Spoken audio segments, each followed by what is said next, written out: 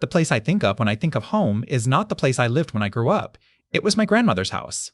The place I grew up was a trailer park. My house was single-wide, built in the 70s, and I was a child built in the last stretch of 1998 and shipped in 1999, quite some time after the place I lived left the warehouse where it was built. That neighborhood was sketchy at best, dangerous at the worst. People made meth in practically one of every 3 houses in that park. My house, thankfully, was one of the 2 in that statistic that did not. Our neighbors to the right of us, when there was still a trailer there, was also clean, but to the left? Not so much. In a neighborhood like this, with approximately 14 by 50-foot yards, and another house immediately to the end of the boundary of one person's lot, there wasn't much space for a pet. So, until we moved, I only had a few hermit crabs as pets, and maybe a caterpillar that I killed by feeding it only carrots. But then, when we upgraded from single-wide to double-wide and across a highway and down a few blocks, we had a corner lot, plenty of grass space for a dog.